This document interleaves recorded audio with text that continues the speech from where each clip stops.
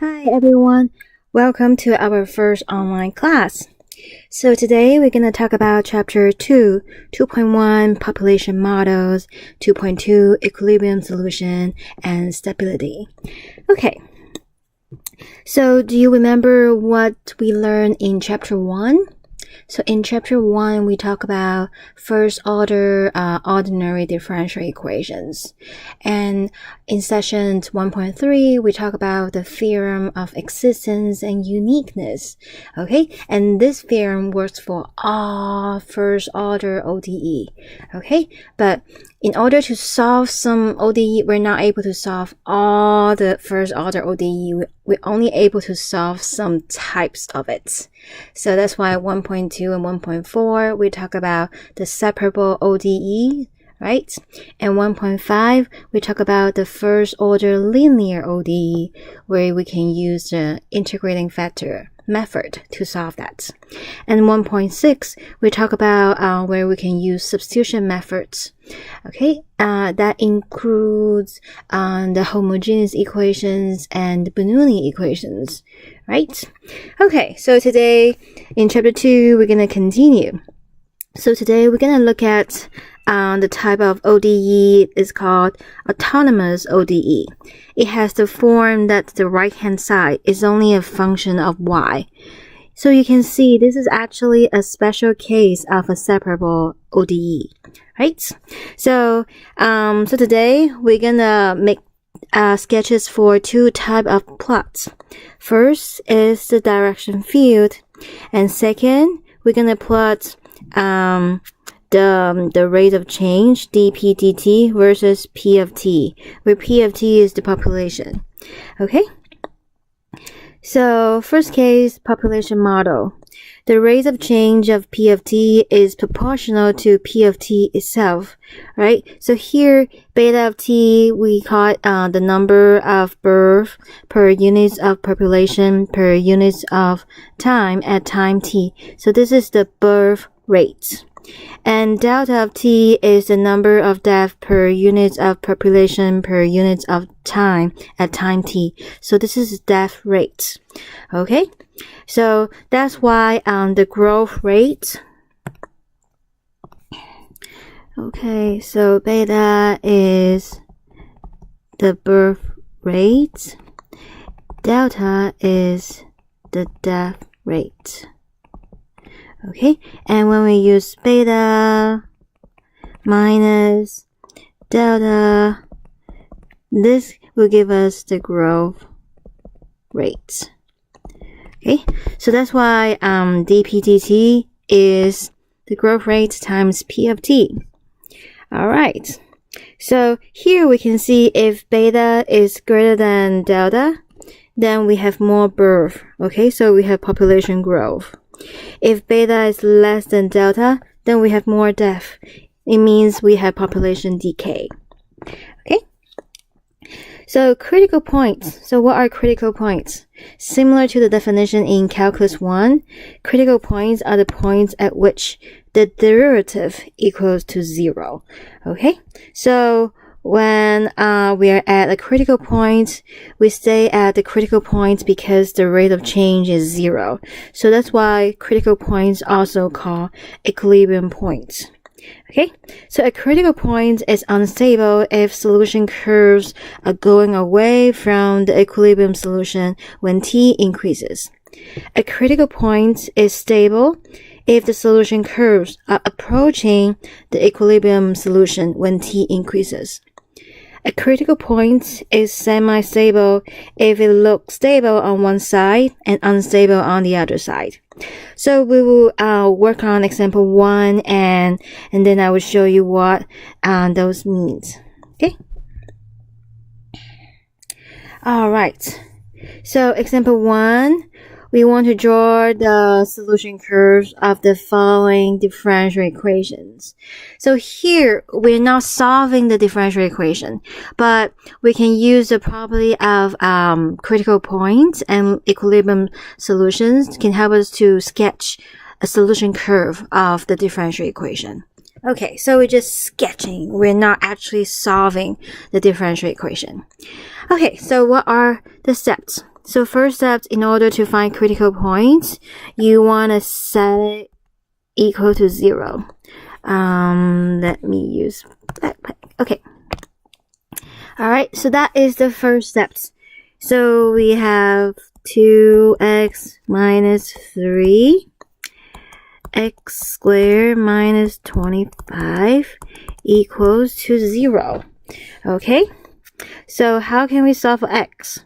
Well, we can factor completely. So x squared minus 25 is x plus 5 times x minus 5 equal to 0.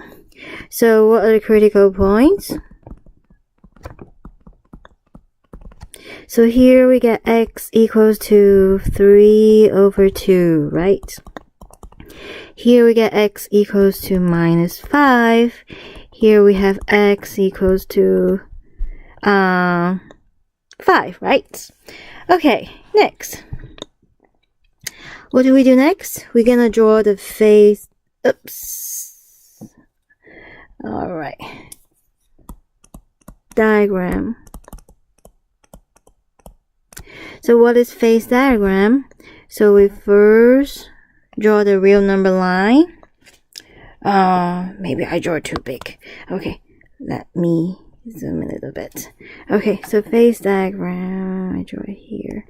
Okay, so, and then we plot the points. So here we have minus 5 here, 3 over 2 here, 5 there.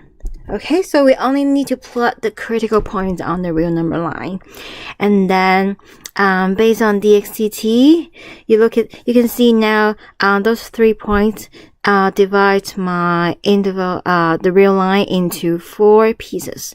So on each piece, we want to see whether the rate dxdt is positive or negative. So let's look at the first piece. What number is within minus infinity and minus 5? Yeah, minus 6, right?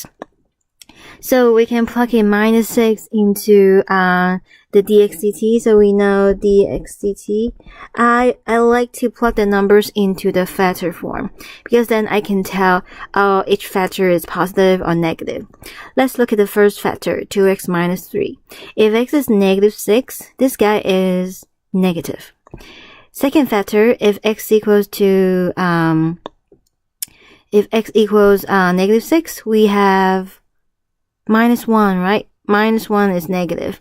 And then the last one, x minus 5, is also negative. So 3 negative give us negative. So x prime is negative. That means the solution is increasing or decreasing. Well, x prime is negative, solution decreasing. So the solution decreasing means the solution is going to the left because the left-hand side is more negative, the right-hand side is more positive. Okay, so next, we're looking at the interval from minus 5 to 3/2. What number do we pick here? 0, right? When we plug in 0, here we get negative 3, that's negative. Here we get 5, that is positive. And here we get minus 5, that is negative. So 2 negative give us positive. So positive means the solution is increasing. Increasing means solution going to the right. Okay, next piece, we pick a number, we can pick 2. Then when we plug in the first factor, 2 times 2 is 4, 4 minus 3 is 1, positive. The second factor is positive. The third factor is negative. So that's why x prime is negative. So solution going to the left. Can you see the inequality sign actually match with the arrow? Yes, that's always the case. So the last interval, we can pick 6. When we plug in the first factor, we have positive, second factor positive, last factor positive. So x prime is positive. So solution going to the right. See? The inequality sign match with the arrow. Okay, so now let's look at each critical point. They are also equilibrium solution. So at x equals to -5, you can see the solution is going away from it. Okay, so remember, if you are in class, I draw pictures. So we have some mountain and some lake, and here, maybe it rains. It rains. What happened with the rain? So you can see the solution going away from it. So in this case, we call it unstable. Okay, how about here?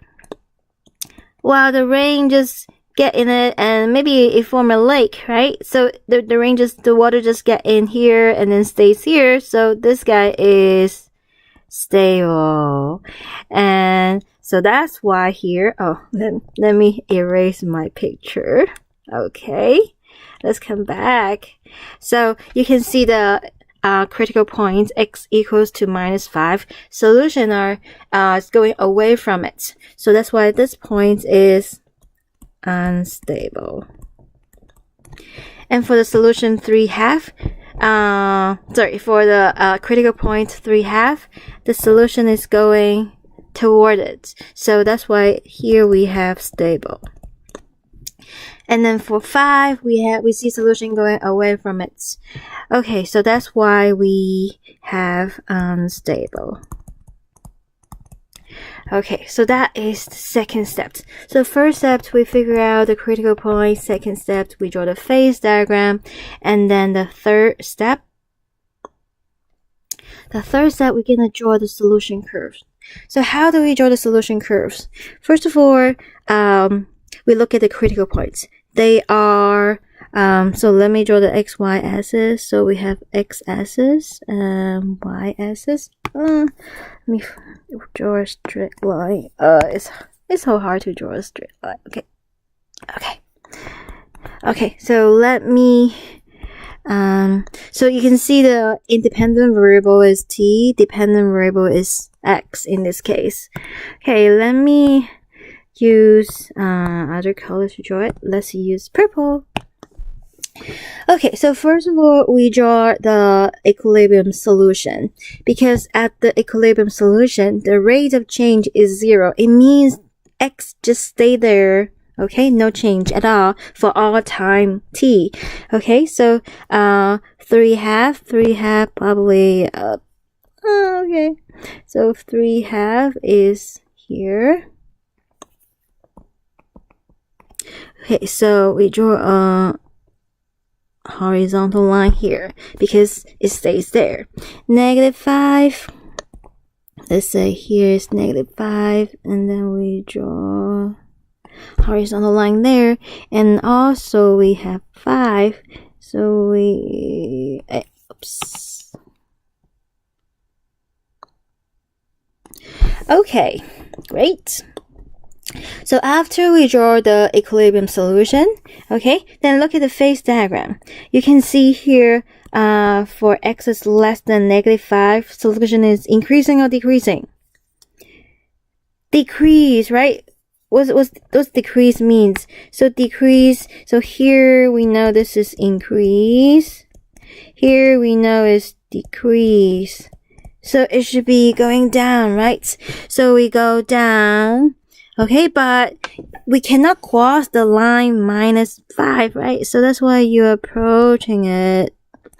Okay, so that's why the shape is like that.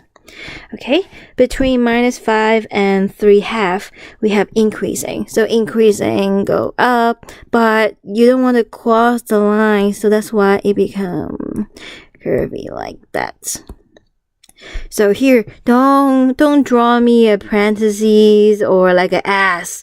I cannot tell whether it's increasing or decreasing, so don't do that, okay? And then from 3/2 to 5, we have decreasing. So decreasing is like that, but we cannot cross the line, so that's why the shape looks like that. And then when x is greater than 5, we have increasing. So it goes up. So this is the solution curves.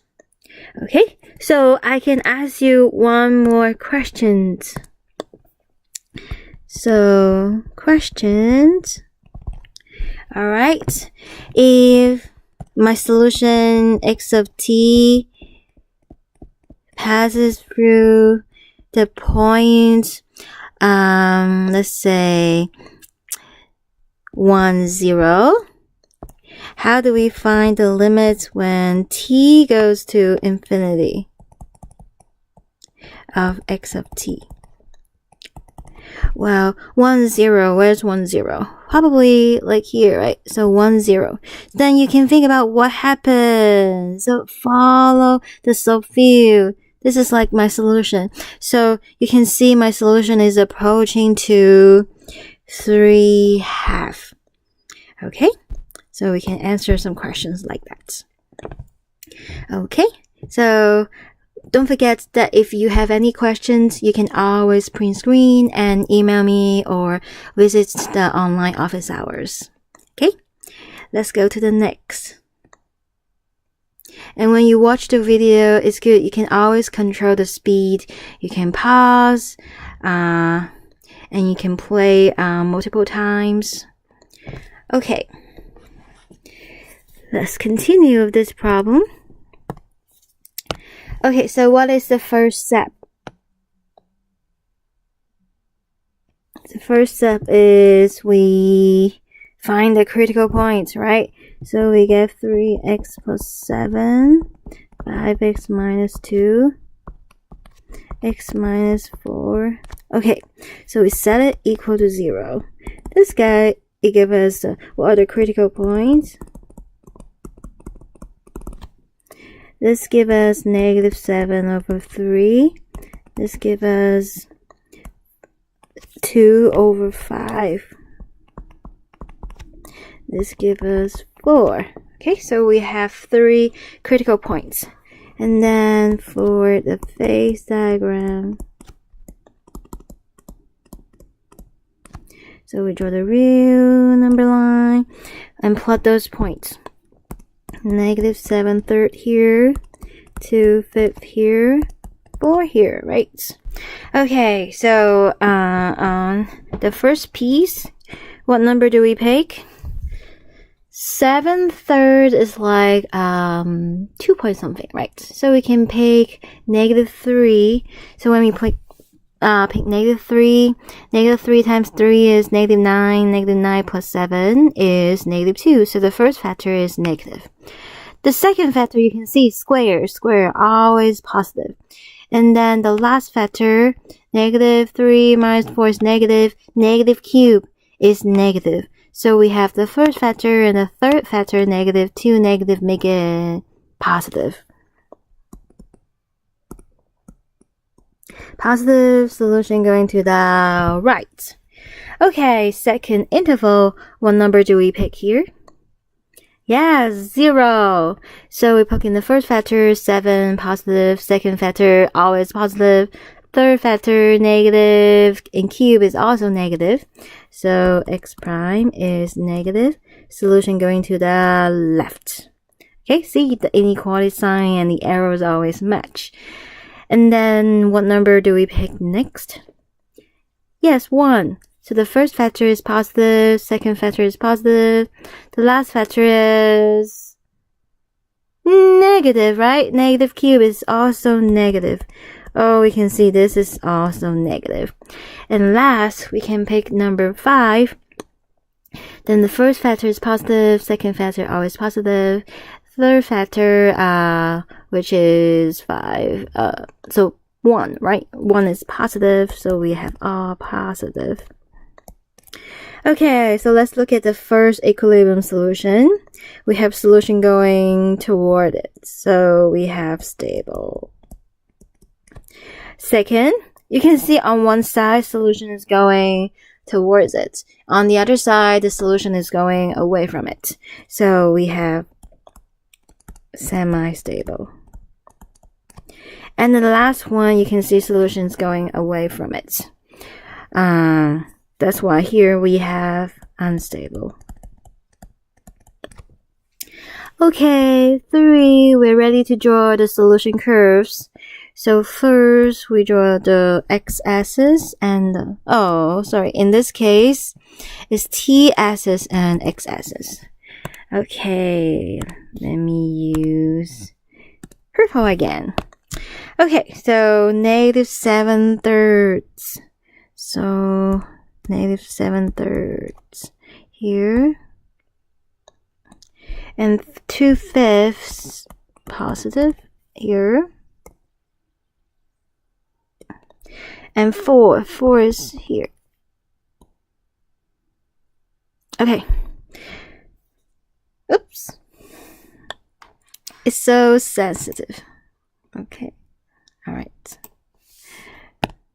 So when x is less than -7/3, we have solution increasing. So increasing means going up. But going up, we cannot cross it. So, okay. So that's going up. From -7/3 to 2/5, we have solution decrease going down. So that's why it looks like that. So you can see it's decreasing. So don't draw parentheses or S shape. We have to make sure that we're able to see it's decreasing or increasing. And then from the interval from 2/5 to 4, we have decreasing. So okay, when x is greater than 4, we have increase. Okay. All right. So if I ask you some questions, okay, if your solution pass through, let's see, 1, 0, okay, so more questions. If, let's say, okay, here, if solution passes through 1, 0, what is the limit? T goes to infinity of x of t. You can see 1, 0 is like here, so it will become -7/3. Okay. How about if the solution passing through, let's say 3, maybe 1, 3. How about 1, 3? And 1, 3 is probably here, and you can see the solution is approaching 2/5. So the limit is 2/5. Okay. All right. Let's continue. Okay. So remember, beta is the birth rate, delta is the death rate, and then beta minus delta is the growth rate. If the growth rate is a constant, and then we saw this before, right, in session 1.4, we have the exponential growth or decay, and this is the formula. Okay, so if we look at the graph of dp dt, the rates versus the population, you can see this is the rate and this is population. So this is like our y, this is like our x. So if we consider like this is like x coordinate, this is y coordinates, y equals kx. What is that? This is a line, right? Okay, so if k is positive, if k is positive, then the slope is, if the k is positive, then the rate is positive for all p greater than 0. And then the population grows for all time for any p0 that's greater than 0. Okay? And what is the direction field? Okay, so we know that dp dt equals k times p, right? So like what we did before, what was the critical point? The critical point is when we set this guy is 0. So the critical point, there's only one critical point, that is p equal to 0. Okay, and when you draw the phase diagram, 0 right here, when p is negative, let's say if k is positive, oops. Alright, if k is positive, then if p is negative, then this is negative. So p prime negative. And then when p is positive, then p prime is positive. So that's why here, when p is less than 0, we have solution decrease, going down. And when p is greater than 0, we have solution increase, so going up. Okay, so this is the picture of the solution curves. So, and then the line p equal to 0 is also called equilibrium solution.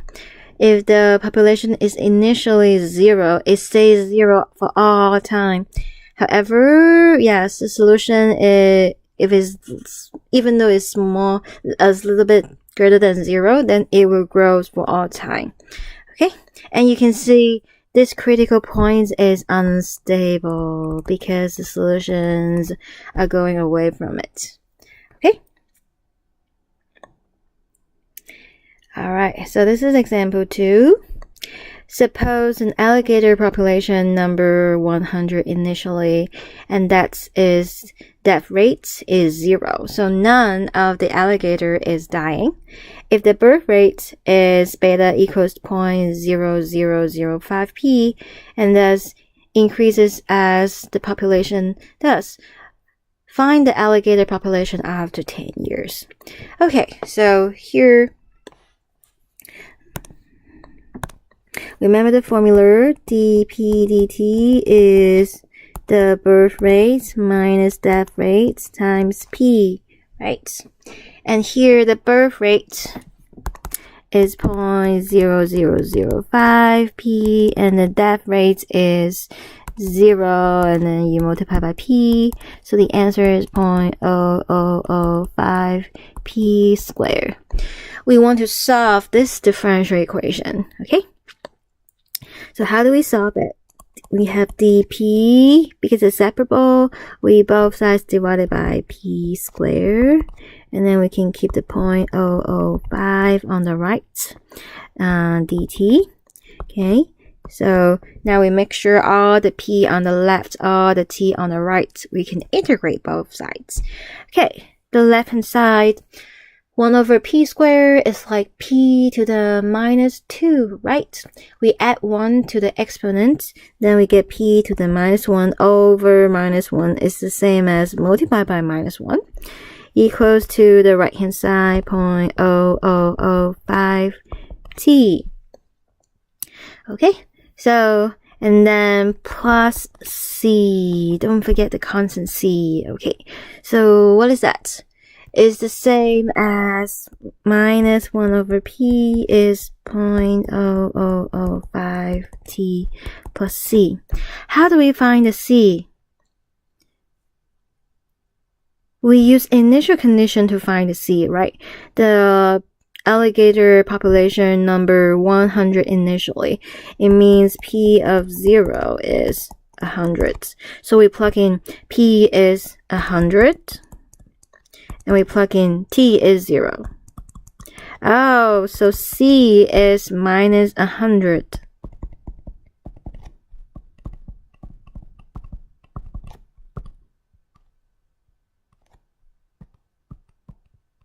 So c is minus 1 over 100. Okay. How do we solve for p? Okay, so then p is negative 1 over negative of the right hand side. So that's the same as minus 0.0005t. Minus negative become plus. 1 over 100 is 0.01. Right? Okay, so what do we we want to know the alligator population after 10 years. So after 10 years, so which means we're looking for P of 10. So P of 10 is, we plug in formula 0.0005 times 10 plus 0.01. Okay, so everybody try to plug this in your calculator, and what do you get? 200. Do you get that? Oh, does it look like a smiley face? Okay, so that is 200. So far, so good, everybody? Okay. Next, we're going to talk about the logistic model. Okay, so the first is population model, where we have, when we suppose we have a constant growth rate. So for logistic model, instead of a constant growth rate, now we let the growth rate depend on P. Okay, so let's consider the limited environment situation. A certain environment can support a population of at most m individuals. It is then reasonable to expect the growth rates beta minus delta, which is the combined birth and death rate, to be proportional to m minus p. Okay, so that's why beta minus delta is k times m minus p. So here m is called the limiting population. Maybe we have limited food, limited space, so that's why the environments can only support a population of at most m individuals. Okay, so that's why dp dt is beta minus delta times p, but beta minus delta equals to k times m minus p. So that's why we get this formula. Okay, and you can see when the p increases and get closer to m, our rate is getting close to 0. So actually, the rate of change is smaller and smaller. Okay. So let's consider the two type of picture. The first picture is the graph of P of t versus dp dt. Okay, so here we consider this is like y, the p is like x, so this is like y equals kx times m minus x. Wow, what is this? This is a quadratic function, right? Quadratic function, and the x-intercept is 0, and so the x-intercept is 0, and here is m, right? So that's why we have a quadratic function, and you can see what is the leading coefficient. The leading coefficient is minus kx squared plus kmx, right? So the leading coefficient is minus k because it's negative, so your parabola open down. Okay, so from the picture you can see when p is between 0 and m, the rate of change dp dt is positive, so we have population growth.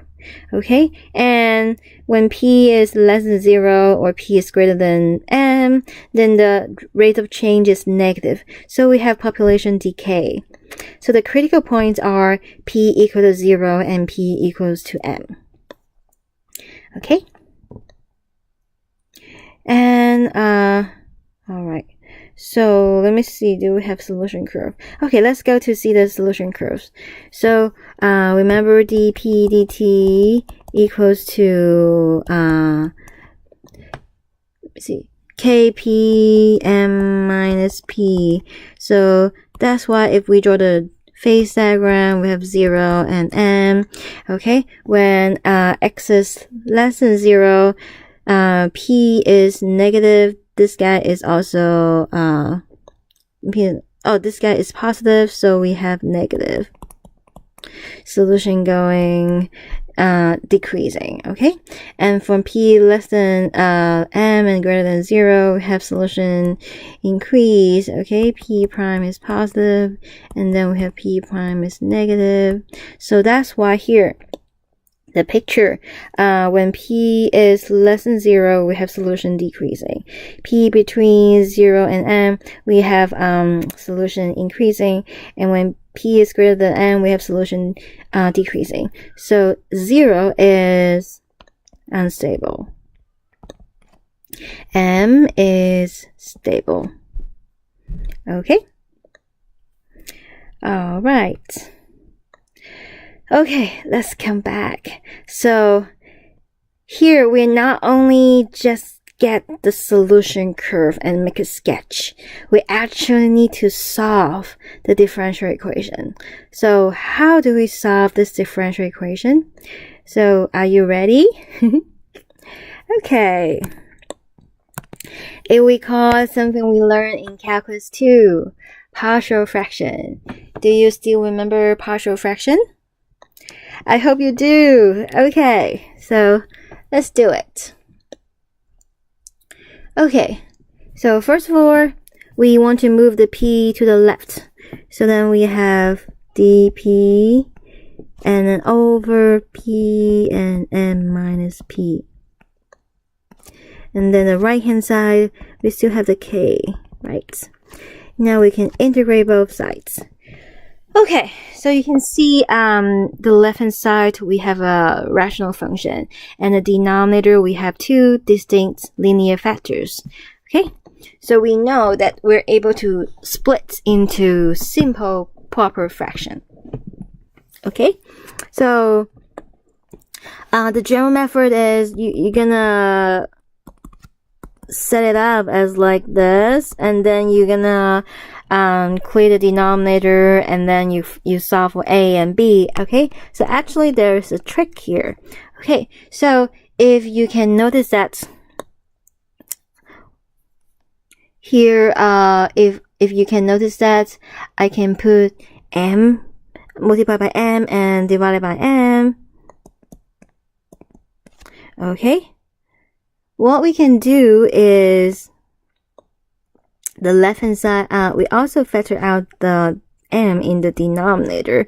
Okay, so what is m? So m, we can use it to subtract p and add the p. Okay, so what is the good thing about it? The good thing is, so we're working on the left hand side. Okay, the good thing is now you can split m minus p, and you can split the p. Okay,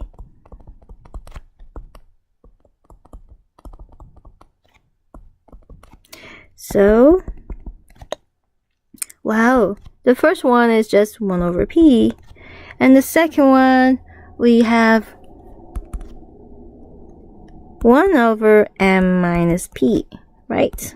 dp. Okay, we're ready. How do we integrate? Well, integral of 1 over p is ln of absolute value of p. Integral of m minus p. So first of all, you're doing u substitution, right? You let u be m minus p, then du will be minus dp. So you actually get negative ln of m minus p because of the u substitution. Okay, and then this is the left hand side. How about the right hand side? Okay, so right hand side, integral of k is kt plus c, and that's it, right? So let's combine all together. We have 1 over m ln of p minus ln of m minus p equals to kt plus c. Let's multiply by m. So, and we can combine the ln as well. Okay, so we can combine the ln. We have, and we multiply by m on both sides. So here we have m kt plus m times c. So notice that m times c is also a constant, right?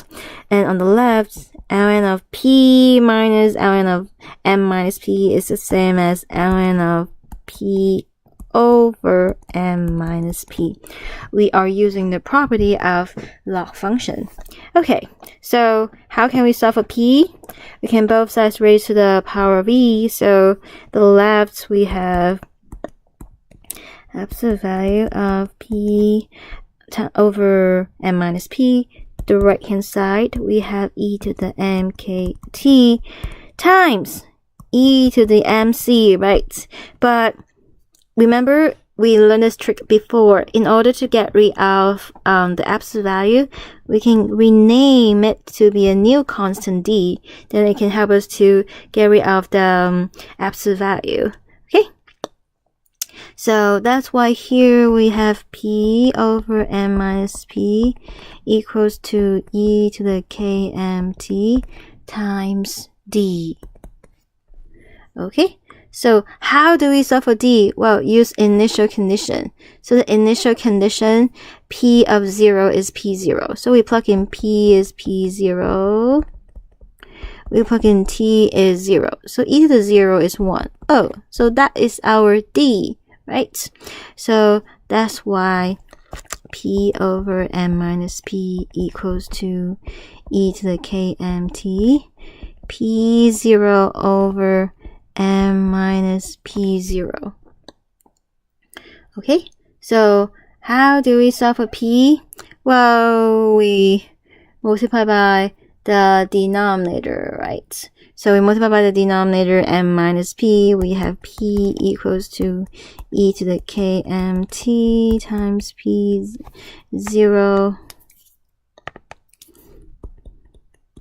over m minus p0, and then we multiply by m minus p. So this guy multiply by m, also the same guy multiply by p. Okay, so almost there. We move the p term to the left, and so let me use different colors so you can see. So we move this guy to the left and combine with the p. Oops. Okay, so what do we get? So we combine together, we factor out the p, so we have 1.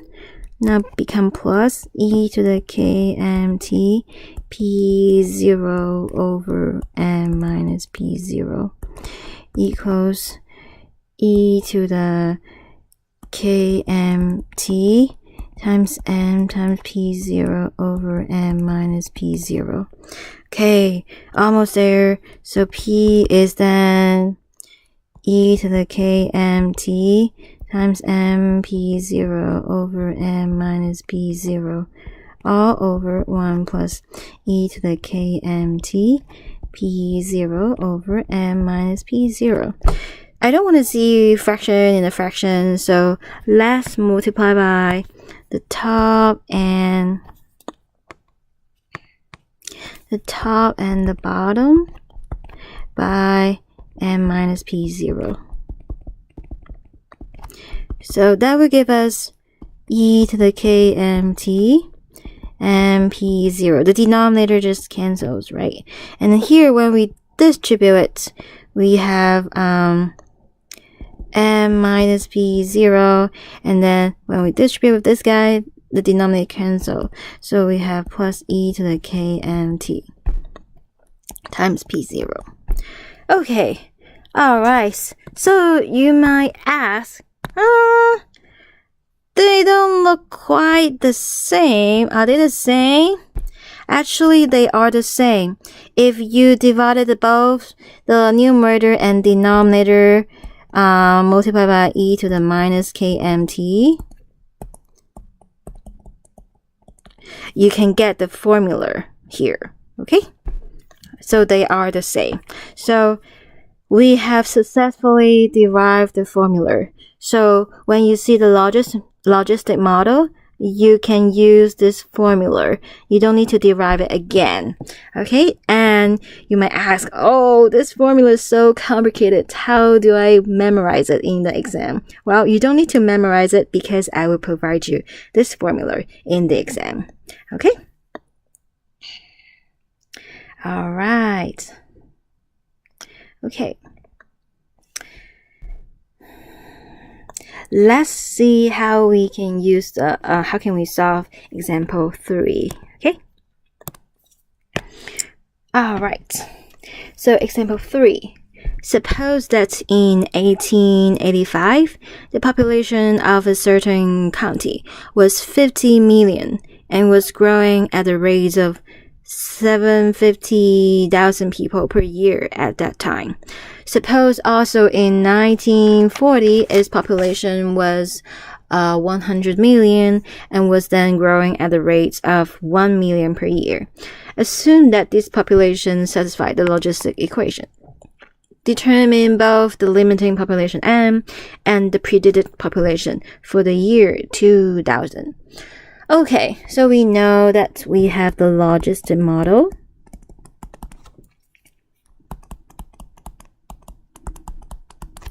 Okay.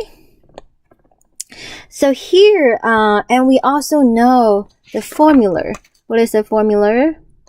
So the formula P of t equals to MP0 over P0 plus M minus P0 e to the minus KMT.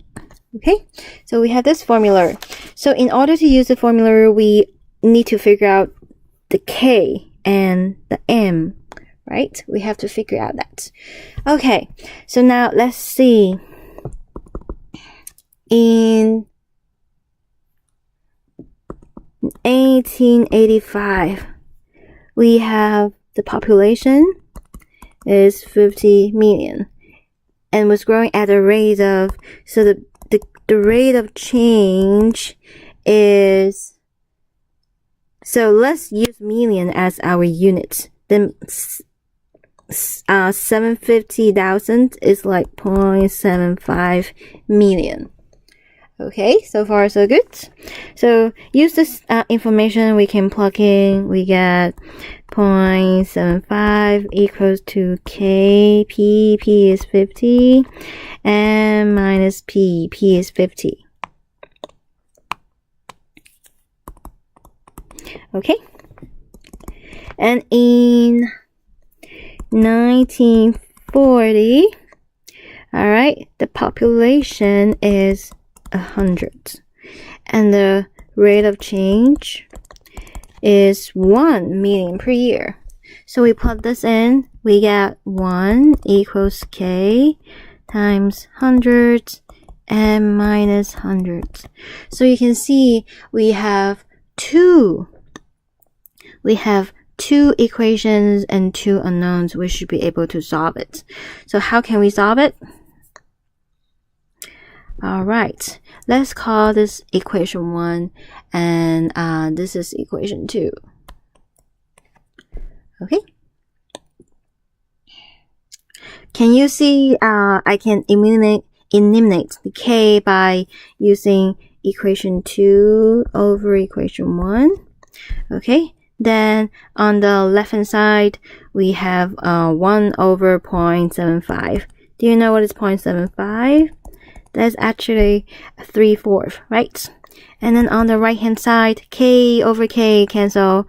100 over 50, we have 2, right? And then we have M minus 100 over M minus 50. And also on the left, well, 1 over 3/4 is the same as 4/3. Okay? So here we can cross multiply. 4 times M minus 50 equals 3 times 2 is 6. M minus 100. We can simplify both sides divided by 2. Get 2 and 3 here.